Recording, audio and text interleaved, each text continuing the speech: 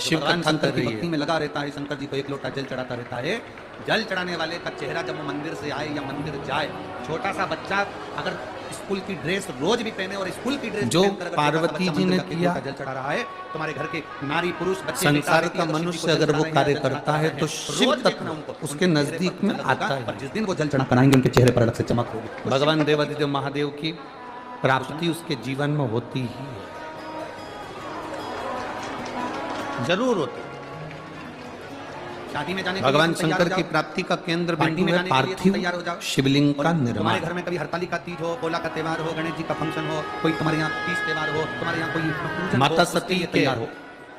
माता पार्वती जी के जितने जन्म हुए, उसके लिए माता तुमको पार्वती जी के जितने अवतार हुए, प्रत्येक जन्म में, घर में कोई पूजा हो रही प्रत्येक है, अवतार उसके लिए में तैयार हुए हो, माता तो पार्वती मैं जी ने, कहीं माता जाने सती ने घर में इतने अच्छे अपने तैयार करते प्रत्येक हो जन्म कि में लोग भी तुमसे शंकर कहते के हैं कि पूजन में पार्थिव तुमने शिवलिंग साड़ी का पहनी है, पूजन अच्छी करा लग और रहा है, उसका तुमने निर्माण दुपट्टा करा और पहना, उसका अच्छा लग रहा है, पूजन। भाई ने जो शर्ट पहनी अच्छा लग रहा है, पुरुष को पैंट पहना अच्छा लग रहा है। क्यों? क्योंकि तुम भगवान के लिए तैयार हो। एक नियम आप भी बना लो, हमने पहले भी कथा में कहा तब भगवान के लिए तैयार होते हो कि तो भगवान अमरावती के लिए की तैयार हुए तो तुम्हारी क्वालिटी अम्बेश्वर अम्बा शिव महापुराण की कथा को जब सुनकर जाओ, विश्वामित्र जी के कहने पर बेटा हुआ जिसका नाम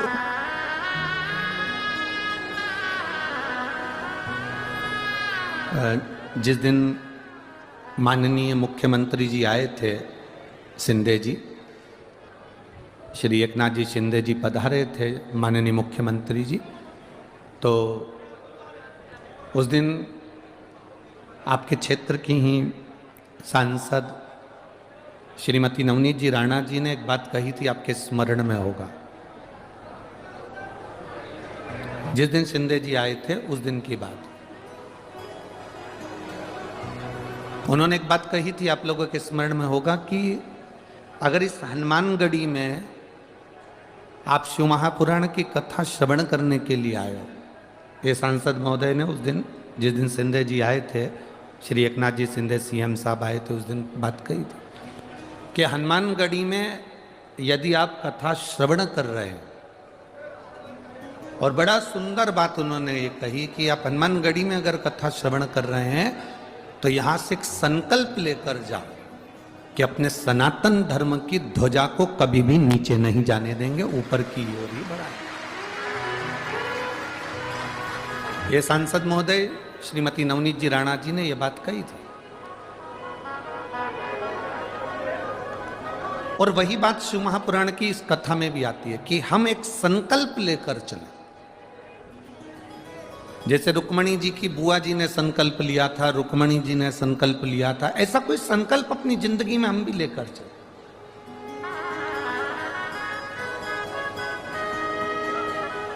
बचपन में बच्चे के पांव चंचल होते हैं, बोलो सही है कि गलत है? जितने बैठे हो सब बोलो सही है। बच्चे के पांव चंचल होते हैं, माँ बिठाती है वो उड़ जाता है, माँ बिठाती है वो उड़ जाता है, माँ कहती उधर जा वो इधर आता है, माँ कहती वो कर वो वहां चले जाता है। बचपन में बच्चे के पांव चंचल होते हैं, जवानी में व्यक्ति का रोम रोम चंचल होता है। बचपन में पांव चंचल है, जवानी में रोम रोम चंचल है, और बुढ़ापा जब आता है तो उस बुढ़ापे में व्यक्ति की जीवान चंचल हो जाती है। जब बुढ़ापा आता है तो व्यक्ति की जिह्वा चंचल हो जाती है। शिव महापुराण की कथा एक बड़ी सुंदर बात कहती है कि बचपन में पांव चंचल होंगे चल जाएगा, जवानी में रोम रोम चंचल होगा चल जाएगा, पर बुढ़ापे में जो जीवान चंचल हो जाती है, किसी को भी कुछ भी कह देना, अपशब्द बोल देना, ताने दे देना, बहू को कुछ कह दिया, सास को कुछ कह दिया, रिश्तों को कुछ कह दिया, नातों को कुछ कह दिया। बुढ़ापे में क्या तुम्हारे पास में हो कि तुम्हारे को तुम्हारे घर के बच्चे तुम्हें पूछेंगे? बुढ़ापे में वो कौन सी दौलत तुम्हारे पास में होना चाहिए कि तुम्हारी बहुएं तुम्हें पूछेंगी? बुढ़ापे में वो कौन सी दौलत तुम्हारे पास में होना चाहिए कि तुम्हारे रिश्तेदार भी तुमको सम्मान देंगे? बुढ़ापे में वो कौन सी दौलत तुम्हारे पास में होना चाहिए कि तुम्हारी समाज के लोग भी तुम्हारा सम्मान करेंगे?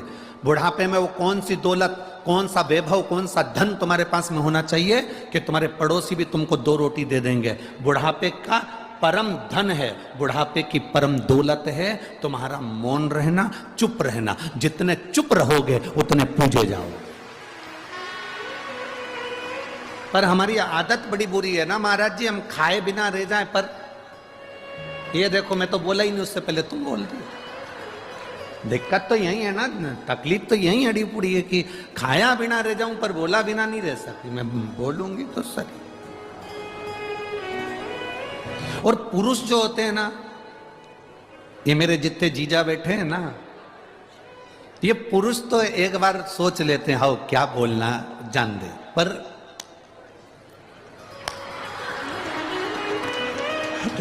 जगदम्बा जो होती है ना, तुम चुप रहो, मैं अभी कह के आती हूं। और वो बोले बिना रह ही नहीं सकती, मैं तो बोलूंगी जा। अब वो कह रहा है, मम्मी है, माँ है, आई है, बाबूजी है, पिताजी है। नहीं मैं बोल के, अरे मेरा भाई है, तो तुम चुप रहो, मैं अब भी बोल के आता हूं। तो वो तो झट झट झट झट झट वो बोला आदि कमरिया पे साड़ी और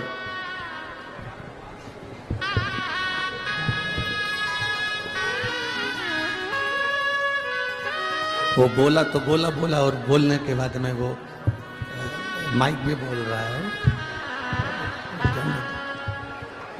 वो बोल के वो जाए।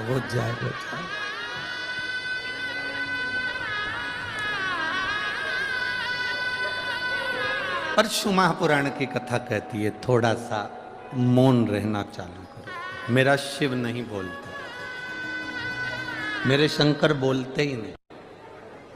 कर्पूरम करुणावतारम संसार सारम बुझे। मौन भी एक साधना है। मौन एक तपस्या है। नहीं मैं के आती हूं, मैं बोल के आती हूं। संकल्प अपनी जिंदगी का लो। एक संकल्प आपके भीतर हो, जैसे पार्वती जी ने संकल्प किया था। आप सबने, आप तो सब विदर्भ के रहने वाले हो, विदर्भ की भूमि के हो। भगवान कृष्ण तुम्हारे जमाई लगते हैं, रुक्मणी जी तुम्हारी बेटी है। तुम सबका संध्याना, समधी परिवार, द्वारका, मथुरा, वृंदावन और अयोध्या, ये सब तुम्हारे समधियों का घर है। तो आप लोगों को तो वैसे ही थोड़ा सा गर्व ज्यादा होना चाहिए कि हमारे समधी। अरे किसी की कलेक्टर से पहचान होती है ना, तो वो बहुत रुआब दिखाता है। बोलो सही है कि गलत है? किसी की मिनिस्टर से पहचान होती है ना, वो भी बड़ा रुआब दिखाता है। किसी की सांसद जी से हो, विधायक जी से हो, कमिश्नर जी से हो, तो बड़े रुआब दिखाते हैं। तुम हमें जानते नहीं, हम उनको पहचानते हैं। बड़े रुआब दिखाते हैं। आपको भी डरने की बात नहीं है रे विदर्भ वालों, तुम भी अच्छे से रुआब दिखा सकते हो। पहचानता नहीं, हमारा जमाई लगता है कृष्ण, तो मुझे जानते नहीं हो। कृष्ण मेरा जमाई है, हमारे विदर्भ की बेटी भी आई है। और किसकी बात करो? अवध की, अयोध्या की। अयोध्या के राजा राम अयोध्या में बैठ रहे हैं 22 तारीख को। परंतु सबसे ज्यादा खुशी तो हम विदर्भ वालों को है। उसका कारण है कि हमारा संध्याना आज सुख में हो रहा है, आनंद में हो रहा है।